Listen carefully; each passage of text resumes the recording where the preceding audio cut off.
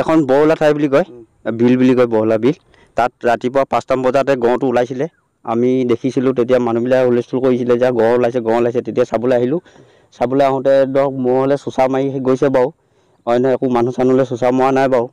এতিয়াও এই পথাৰৰ মাজতে আছে বাও ধানৰ তলিত ঘূলি লৈছে খাইছে শুইছে দৌৰিছে সেনেকুৱা কৰিছে মহৰ লগত যুদ্ধ কৰিছে এনে চোচা মাৰি গৈছে আৰু মহলে তাৰপিছতে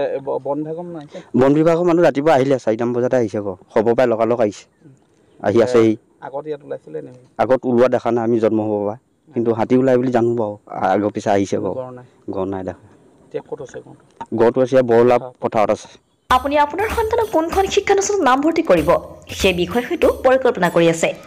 এখন উন্নত পৰ্যায়ৰ শিক্ষানুষ্ঠানত নাম ভৰ্তি কৰিবৰ বাবে আপুনি শিৱসাগৰ জিলাৰ বৃহত্তৰ আমগুৰি অঞ্চলৰ উচ্চ শিক্ষাৰ অনুষ্ঠান আমগুৰি মহাবিদ্যালয়খনক নিৰ্বাচন কৰিব পাৰে এই মহাবিদ্যালয়খনে উচ্চতৰ মাধ্যমিক চূড়ান্ত পৰীক্ষাত অসমৰ ভিতৰত 7ম আৰু 2য় স্থান দখল কৰি দুবাৰকৈ অঞ্চলটোলৈ গৌৰৱ কঢ়িয়াই নিবলৈ সক্ষম হোৱাৰ লগতে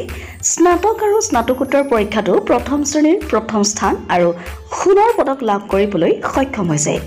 আমগুৰি মহান মনীষীসকলৰ অক্লান্ত শ্ৰম আৰু ত্যাগৰ বিনিময়ত 1967 চনতে প্ৰতিষ্ঠা লাভ কৰা মহাবিদ্যালয়খনে সোণালী জয়ন্তী বৰ্ষ অতিক্ৰম কৰি সাফল্যৰ বতৰা লৈ ভৱিষ্যতৰ দিশে আগবাঢ়িছে পঢ়া-শুনাৰ ক্ষেত্ৰত কিছু পৰিমাণে দুৰ্বল ছাত্ৰ-ছাত্ৰীৰ বাবে বিশেষ শ্ৰেণীৰ ব্যৱস্থা তথা বৃত্তিমুখী পাঠ্যক্ৰমৰ অন্তৰ্ভুক্তি ল'ৰা আৰু ছোৱালীক পৃথক পৃথক এনচিচিৰ সুবিধা মহাবিদ্যালয়খনৰ ইতিবাচক দিশ ৰাষ্ট্ৰীয় মূল্যায়নৰ প্ৰত্যয়ন পৰিষদ নাকৰ দ্বাৰা এ গ্ৰেড লাভ কৰা আমগুৰি মহাবিদ্যালয়ত আপোনাৰ সন্তানটিক নামভৰ্তি কৰাই আপুনিও সফলতাৰ অংশীদাৰ হোৱাৰ সুযোগ লাভ কৰিব পাৰে